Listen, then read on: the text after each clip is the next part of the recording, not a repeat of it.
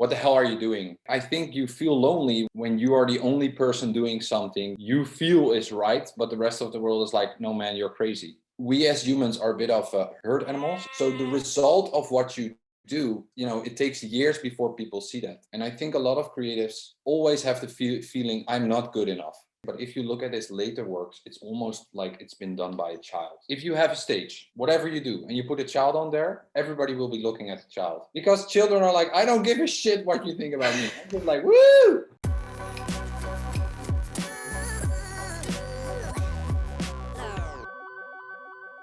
Hey guys, my name is Paulina. I'm a media student, a freelancer, and a video creator from Amsterdam. And in this video, I would like to share with you our podcast about what it's like to be creative in the modern world. Me and my friend had a very interesting guest in this podcast, Alexander Steenhorst. He is a very talented Dutch artist, a design consultant, and also my client. We work on his YouTube channel together. So if you're interested in art, I encourage you to take a look at his videos and his works. All the links about him are available in the description below. But for now, please enjoy the podcast. Hello, Alexander. It's nice to meet you. Could you please introduce yourself to our audience and tell us a little bit about your work, what you're doing? Yeah, so my name is Alexander and I studied psychology at the UvA in Amsterdam. But since I was a child, I always was drawing, but I never decided to do anything with that. So after uni, I started working as a dean. So I just went to different schools and helped children with deciding what they wanted to do with their studies. After a while, working for education was nice, but I wanted to work in business. I wanted to make money. I saw the Wolf of Wall Street, so I was like, I want to experience that. So I went to working as a recruitment consultant where they had this big gong in the room and you had to hit that when you sold something. Very commercial. It's literally, I learned a lot and it was cool to experience that, but it was absolutely not my cup of tea. But in both those functions, I always drew what was going on to make things clear, but I didn't know you could earn your money with that. So eventually I ended up at Ink Strategy where I was just on the table, we were talking and they were drawing everything I was saying. They were drawing that on a piece of paper, like they were making a visual of my life and of their organization. I was like, what the hell are you doing? And then they said, yeah, this is how we earn the money, man. And I was like, shit, I have to start working here. I just finished my children's book there and then I started working there, and that's about 3.5 years ago. And what we do is we basically visualize abstract concepts, behavior, strategy, vision, these kinds of things. Yeah, you actually already covered it a bit, but like you have a quote on your website. You say, I like psychology and I enjoy creating.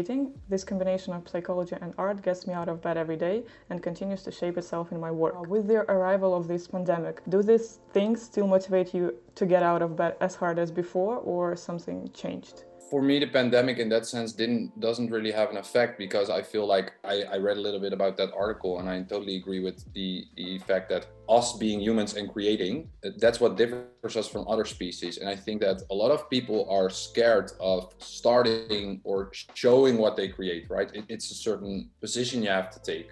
That's scary. So the pandemic doesn't have an effect on that. Okay, so you kept on going with your activity during the several lockdowns and nothing basically changed for you? No. So before the pandemic, you were working online, right? Or... Yeah, it's a bit of a difference because we know each other from working on editing YouTube videos, right? And that's what I do for my personal life. But for the work, so I work as a design consultant. And in that case, I work with different organizations. And our work, like making YouTube videos and drawing and all this stuff, working with creatives and helping them to evolve as a person and to just show your voice to the world, that didn't change at all because, I'm just starting up. So that's always digital. But my work with the corporations, that has changed a lot because everything has gone to digital work, which is shit. Normally we would go into a room and we would have big paper on the wall. We would just start drawing, and have post-its everywhere on the floor. It would just be a total mess and people would enjoy it. But now it's like we work via Teams or Zoom and we work via mural.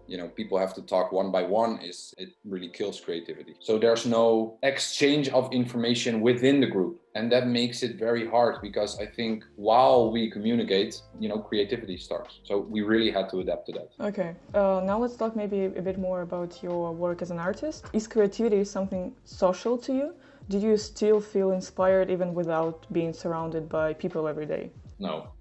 It's funny, when the lockdown started, first I thought like, oh, I have a lot more time because I don't have to travel to work anymore. So I thought, oh, cool, I can just do more drawing and practice more. But the other side was that After a time, I felt a little bit dead because, you're not seeing anybody, you're not being inspired. Within creativity, you have two areas. One area is your skill, and the other part is how are you inspired? So do you see other people? Do you exchange thoughts? I feel like I really focused on this one area, which was developing a skill. So you do feel that creativity is something social. So social aspect is important for being creative. Yeah, definitely. So do you believe in the myth of the creative genius? Like someone that is alone and doesn't need anyone to create?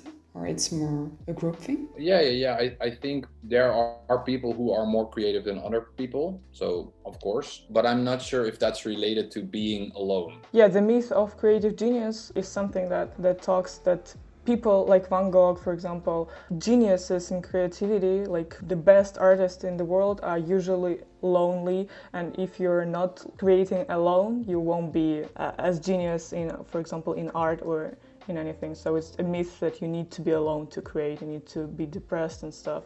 So what do you think about it? I think I sort of believe that. Yeah. Really? Yeah. Why? Well, because I feel, for example, what Van Gogh did at that time was really something else compared to the people around him. I think you feel lonely when you are the only person doing something that you feel is right, but the rest of the world is like, no man, you're crazy. So yeah, I do feel it's a kind of a lonely thing. I think it's interesting that you use Van Gogh's example because he was also surrounded actually by creatives, and one of his best friends was Paul Gauguin, for example. That was pretty famous while he was still alive. What do you think about artists like Pollock that were considered as very innovative but were actually famous when they were alive? It sounds a bit like a creative genius is someone who's always alone. And I think both Pollock, I know less about Pollock than I know about Van Gogh, but even Van Gogh, he worked together with Cézanne and a lot of other artists. So it's not like he was always alone, right? But I think that as a creative, you can feel alone. Imagine you're walking through the rain with your umbrella upside down and everybody's like, why are you doing this? But maybe there's something in the rainwater, that really helps your body. I don't know, whatever. But let's say that this is true, right? Then the first 100 years you're doing that, people will be like, you're crazy. But then after a certain while, it pays it off, its effect. And then everybody's like, we should do something with rainwater because there's something in the water that helps. So the result of what you do, it takes years before people see that. So in that case, I feel like if we define being a creative genius means to be alone, I think it's more about feeling alone instead of doing everything alone and not communicating and not interacting. Yeah, that's actually very interesting that people usually, when they try to be innovative and to introduce some new things to the world, they usually are not supported by others and they do feel lonely. I think you're right. Yeah, but do you actually believe that we live in a creative age and that creative people are essential to society's growth? Yeah. In my work, what I do as a consultant, what I see is that a lot of people follow the norm, right?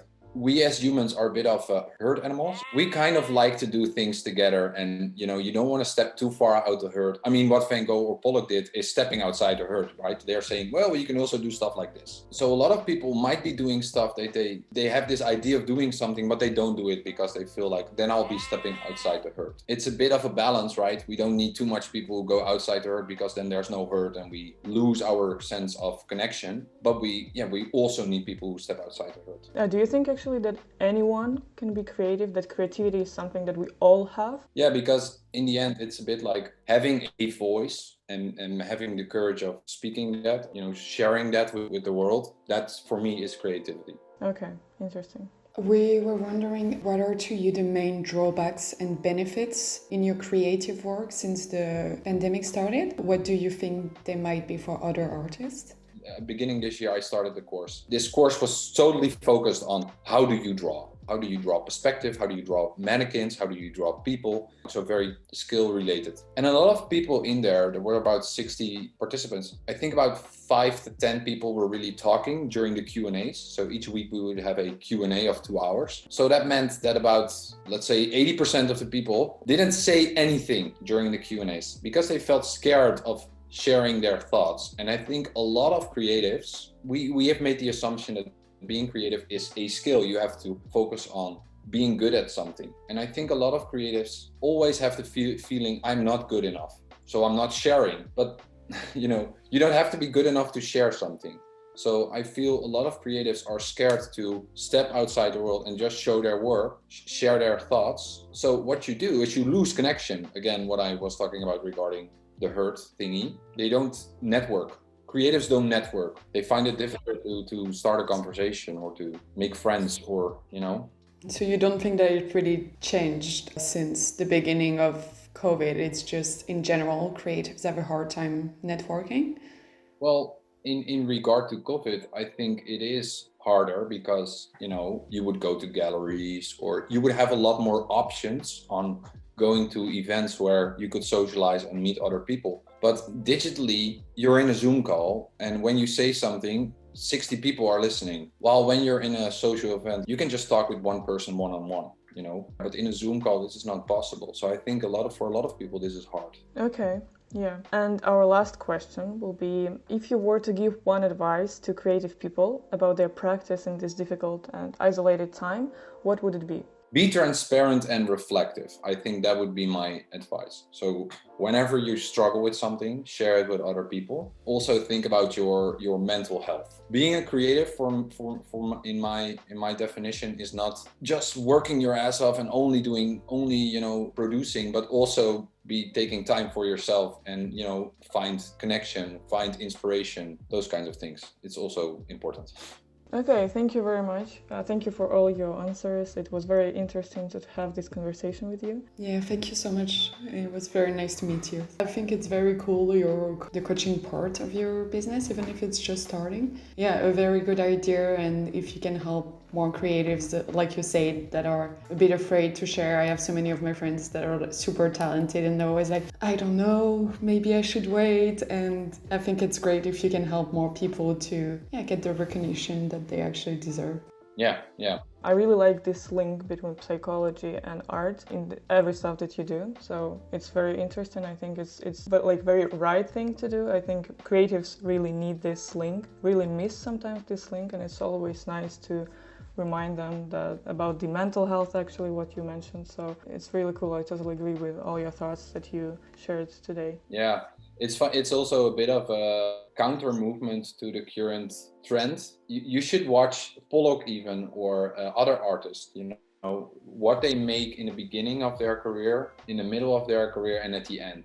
And then for example, if you look at Monet, he started with very realistic paintings, then he went very more impressionistic. But if you look at his later works, it's almost like it's been done by a child. Not to be judgmental about it, but if you look at everybody's career, what you see is that they start in a certain style, then they develop skills and focus on stuff, and then they end up at the same, like it's a bit of a circle. In the end, we're just like, a child is free of all these freaking expectations. They just make stuff. Right? That's a misconception we have about art or creativity, is that it should be in a certain scale.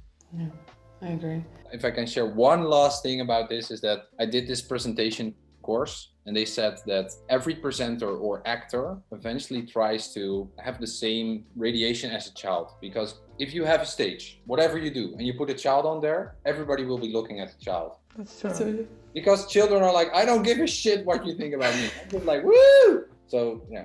All right.